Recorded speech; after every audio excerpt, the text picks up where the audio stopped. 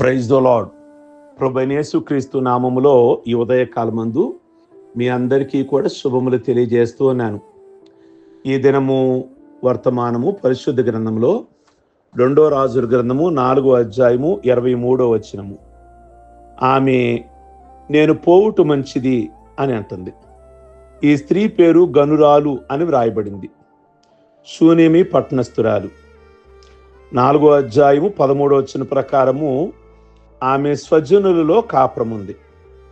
భర్తయున్న స్త్రీగానే కనబడుతుంది.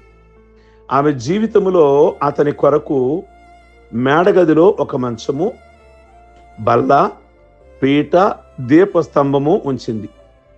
అతడు వారి ఇంటికి వస్తూ పోతూ ఉండాలని ఆవిడ కోరిక. అందువల్లే ఇవన్నీ ఏర్పాటు చేసింది. తన గృహంలో తన పెనిమిటికి కూడా అనుమతి తీసుకుంది. దైవ సేవకుని పరిచర్యలోని శ్రేష్టతను గ్రహించింది ఈ స్త్రీ. భర్తతో మన వద్దకు వస్తూ పోతూ ఉండువాడు భక్తి కలిగిన దైవజనుడని నేను ఎరుగుదును అని అంది. వచ్చిన వారందరూ దైవజనులు కారు. ఈ ఎలీషా అయితే భక్తి కలిగిన వాడని నా పరిశీలనలో తేలినది అని స్పష్టం చేసిన స్త్రీ. శ్రేష్టమైన భక్తి ఎరిగిన స్త్రీగా ఈమెను మనం గుర్తించవచ్చు. దైవ సేవకుని పరిచర్యకు బహుమానమా అన్నట్లుగా దేవుడు ఆమె గర్భమును తెరిచి ఒక కుమారుడిని ఇచ్చారు. ఆమెకి కుమారుడు లేడు అనే లోటు పూర్తిగా తీరిపోయింది. నింద కూడా తొలగిపోయింది. దీవెన దొరికింది. దేవుడిచ్చిన కుమారుని బట్టి దేవుని స్తుతించింది. నిజమే.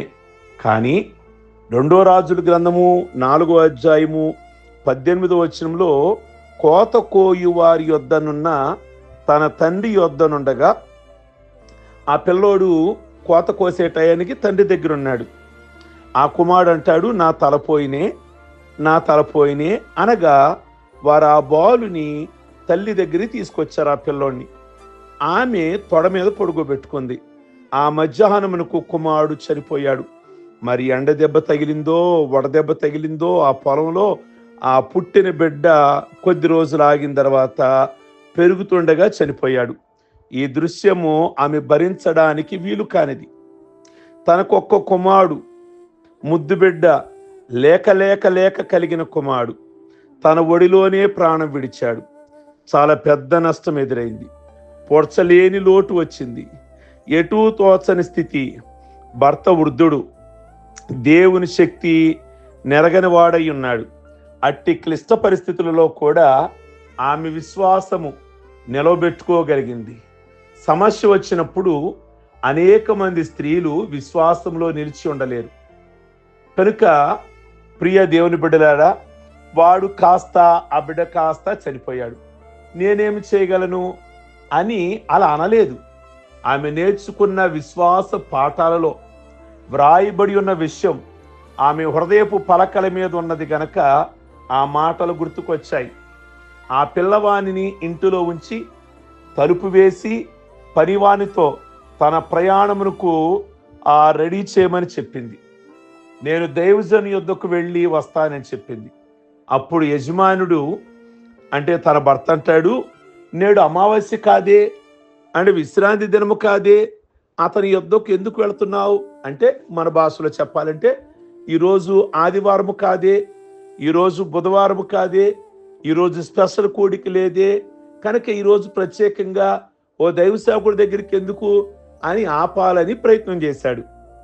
కానీ ఆమె గ్రహింపులలో నుండి వచ్చిన మాట, నేను పోవుట మంచిది, నేను దైవజనుని యొద్దకు పోవటం మంచిది, యోగ్యమైన గ్రహింపులోకి వచ్చింది.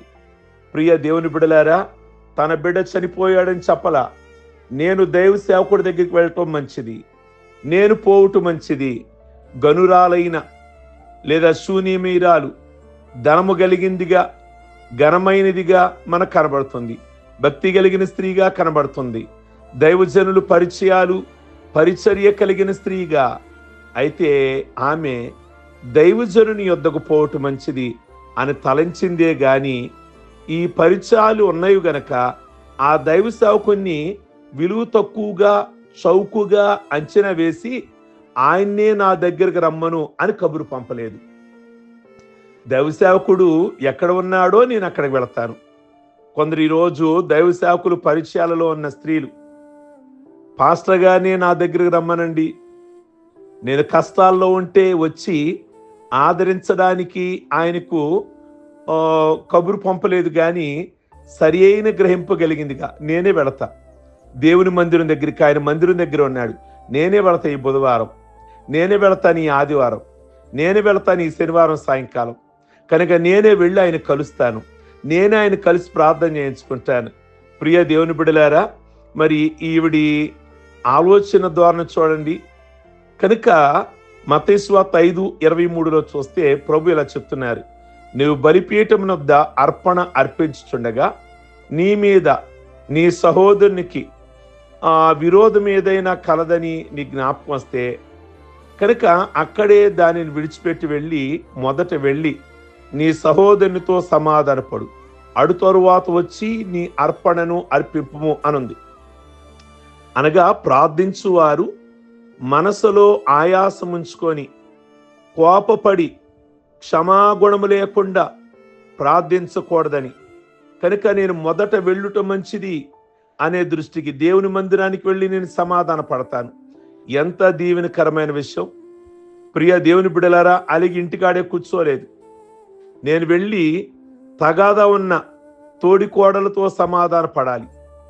ప్రియ దేవుని బిడ్డలారా, విశ్వాసికి తగినదయ్యున్నది.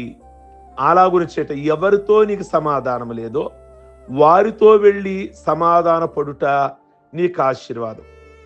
కనుక ఏదో సాతానుడు అసమాధానము కలిగించాడని అలాగే ఉండడానికి ప్రయత్నించకూడదు. సమాధానం కలిగి ఉండడానికి, కనుక మనస్సాక్షిని శుద్ధి చేసుకోవడానికి నేను ముందుగా వెళ్ళాలి, సరిచేసుకోవాలి అని ఆలోచన ఉందో చూసారా. కనుక ఈ యొక్క ఉదయకాలమందు ఈవిడలో ఉన్న శ్రేష్టమైన గుణాన్ని మీరు గమనించాలి. మొదటి రాజుల గ్రంథంలో 17వ అధ్యాయము 8వ వచనంలో భక్తుడైన ఏలియాతో దేవుడు ఇలా చెప్పారు, నువ్వు సీదోను పట్టణ సంబంధమైన సారేపతి అని ఊరికి పోయి అచ్చట ఉండు, నిన్ను పోషించడానికి అక్కడున్న ఒక విధవరాలికి నేను సెలవిచ్చాను. ఆ మాటకి ఏలియా నేను వెళ్ళేదను అని తీర్మానించుకొని వెళ్ళాడు. అంతేగాని అక్కడ నన్ను ఎవరు ఆదరిస్తారు, భోజనం ఎవరు పెడతారు, ఇలాంటివి తలంచలేదు. ఇది దైవాజ్ఞ, నేను వెళ్ళుట మంచిది అని వెళ్ళాడు. అదే మొదటి రాజుల గ్రంథము 17వ అధ్యాయం 18వ వచనంలో ఆ విధవరాలు కూడా భయపడవద్దు, పోయి చెప్పినట్లు చేయము అని అనగా ఏలి ఎప్పుడైతే ఆవిడతో చెప్పాడో ఆమె కూడా దైవ సేవకుని మాట చొప్పున నేను వెళ్ళుట మంచిదని వెళ్ళి మొదట అప్పము దైవ సేవకునికి తెచ్చిచ్చింది కదా. ప్రియ దేవుని బిడ్డలారా, అవును, నేను వెళ్ళుట మంచిది అని తలంచిన ఆ స్త్రీకి దేవుడిచ్చిన దీవెన ఎంత గొప్పదో చూసారా. భూమి మీద యెహోవా వర్షము కురిపించే వరకు తొట్టిలో ఉన్న పిండి తక్కువ కాలేదు, బుడ్డిలో ఉన్న నూనె అయిపోలేదు. కనుక మీరు ఈ విషయాన్ని పరిశీలించాలి. దేవునిపై భారం వేసి నేను వెళ్ళుదును, దేవుడే కార్యం చేస్తాడు అని నమ్మి వెళ్ళినందున ఎంత దీవెన వచ్చిందో. ఇప్పుడు మీ దృష్టిలో కూడా నేను వెళ్ళుట మంచిదే అనే విషయము స్థిరం చేసుకోవాలి. మొదటి సమూయేలు గ్రంథము 1వ అధ్యాయము 25వ వచనం నుండి చూస్తే హన్న అనే స్త్రీ కనబడుద్ది. తన జీవిత సమస్య సంతానము లేని సమస్య. దైవజనుని యొద్దకు దేవుని మందిరంకు తానే వెళ్ళింది. దేవుడు ఆమె ప్రార్థన ఆలకించాడు, కుమారుడు కలిగాడు. మేలు దొరికిన తర్వాత ఆమె నిర్లక్ష్యముగా లేదు. నా దేవుడు నాకు నింద తొలగించాడు కనుక నేను వెళ్ళటం మంచిది, నేనే వెళ్ళిదుననుకొని దైవజను దగ్గరికి వెళ్ళింది. దైవజను ఎదుట వినయముగా నిలిచి, నా ఏలినవాడా ఈ బిడను దయచేయమని నీ యొద్ద నిలిచి ప్రార్థించిన స్త్రీను నేనే అని స్పష్టంగా కృతజ్ఞత తెలియచేసింది. కనుక నేను వెళ్ళుట మంచిది దేవుని సన్నిధానికి. నేను వెళ్ళి అక్కడ ప్రార్థన చేయించుకోవటం, నేను వెళ్ళి సేవకుడిని కలవటం. కనుక వెళ్ళి దీవించబడిన స్త్రీగా నేను వెళ్ళుట మంచిది అని తలంచి, కనుక 2వ రాజుల గ్రంథము 4:23 ఆ స్త్రీ త్వరగా దేవుని సేవకుని దగ్గరికి వెళ్ళింది. తన హృదయంలో ఉన్నది పొంగుచున్న దుఃఖము, కుమారుని మరణ సమస్య అయినను ఏమాత్రము తొనకక వెళ్ళింది. కర్మేలు పర్వతముందున్న దైవజనుని యొద్దకు వచ్చింది.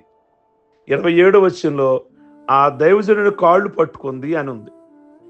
నా సమస్య ఏదైనను కావచ్చు, నీ సమస్యలకు పరిష్కారము దైవ సేవకుని ద్వారా దేవునికి తెలియచేసే విధము. ప్రియ దేవుని బిడ్డలారా, బైబిల్ సాంప్రదాయం అని మనకు తెలియాలి. ఈనాడు కొందరు స్త్రీలు దైవ సేవకుడు కాళ్ళు పట్టుకోరు కానీ కనుక వాళ్ళ మీదకు రాళ్ళు పట్టుకొని విసరబోతున్నారు. దైవ సేవకుని కాళ్ళు ఆవిడ పట్టుకోమని నేను ఇక్కడ మాట్లాడతల్లా. రాళ్ళు విసరకుండా అంటే నిందలు వేయకుండా లేదా విమర్శించకుండా ఉంటే చాలు. కానీ అక్కడున్న ఆ స్త్రీ వెళ్ళి దైవ సేవకుని కాళ్ళు పట్టుకుంది. చనిపోయిన తన బిడ్డ విషయమై. ప్రియ దేవుని బిడ్డలారా, వెంటనే గ్యాజీని పంపాడు. కానీ ఆ 30వ వచనం చూస్తే నేను నిన్ను విడవను అని ఆ దైవజనుతో దృఢంగా చెప్పింది. ఆ దైవజనుడు ఆమెతో కలిసి ఇంటికి వెళ్ళాడు. కుమారుని బ్రతికించిన విధానం అక్కడ మనం చూస్తాం. నిజంగా తన భర్తకు చెప్తుంది, నేను వెళ్ళుట మంచిది. నిజంగా సారెపతి విధవరాలు కూడా నేను వెళ్ళి అప్పంకి పెట్టడం మంచిది అని పెట్టింది. నిజంగా కరువు దినాలు లోటు లేకుండా ఆవిడ పోషించబడింది కదా. అన్న సంతానం లేదు కనుక ఇంట్లో బాధపడే కంటే, కుమిలిపోయే కంటే దేవుని సన్నిధికి వెళ్ళి దేవుని సేవకుడితో మాట్లాడితే నాకు ఆదరణ, ఊరట కలుగుది కదా అని వెళ్ళింది. నిజంగా దేవుని కార్యాన్ని చూడగలిగింది కదా. ఈ ఉదయకాలమందు మనము దేవుని సన్నిధికి వెళ్ళుట, ఆయనకి సమస్య చెప్పుకోట, ఆయనతో ప్రార్థన చేయించుకోట మనకు దీవెన. అంతేగాని మరి సమస్యలో నేనున్నాను, నా దగ్గరికి ఎందుకు రాలేదు అన్నట్లుగా అది దీవెన కాదు. మనమే వెళ్ళాలి దేవుడి సన్నిధికి, దేవుడి దగ్గరికి మనమే వెళ్ళాలి, మనమే ప్రార్థన చేయించుకోవాలి. ప్రియ దేవుని బిడ్డలారా, వెళ్ళిన వీళ్ళందరూ కూడా చక్కటి మేలులు, చక్కటి దీవెన, ఆశీర్వాదాలు పొందుకున్నారు. ప్రార్థించుకుందాం. సర్వశక్తి కలిగిన తండ్రి, ఈ ఉదయకాలమందు మీరు మాట్లాడిన ప్రతి మాట మా అందరికి దీవెనకరంగా, ఆశీర్వాదకరంగా ఉంచండి. నిజంగా గనురాలైన స్త్రీ, నిజంగా భక్తి కలిగిన స్త్రీ, శూన్యమీ స్త్రీ నాయన, నిజంగా ప్రభువా ఆవిడ గనురాలే. ఆవిడకు వచ్చిన ఆలోచన, తన భర్త ఈరోజు ప్రేయర్ లేదు కదా అన్న, నేను వెళ్ళాలి, ఆయనతో ప్రేయర్ చేయించుకోవాలి. ఆవిడ దృఢమైన విశ్వాసాన్ని బట్టి నిజంగా మీ సన్నిధిలో గొప్ప కార్యాన్ని చూడగలిగింది. ఈ ఉదయకాలమందు ఎవరు ఏ సమస్య, ఏ బంధకాలు ఉన్నా ఈ మార్నింగ్ వారి కుటుంబాలలో కలిగిన బంధకాలు, ప్రతి సమస్యలకు విడుదల దయచేయమని ప్రార్థిస్తున్నాం.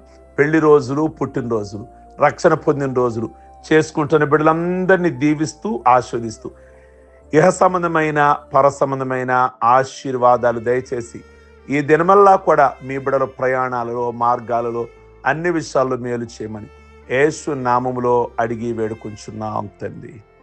ఆమేన్. God bless you. ఈ వర్తమానం మీకు దీవెనకరంగా ఉన్నట్లయితే ఫార్వర్డ్ చేయండి, లైక్ బటన్ నొక్కండి, కామెంట్ బాక్స్లో మీ అభిప్రాయాన్ని వ్యక్తం చేయండి. Okay, God bless you.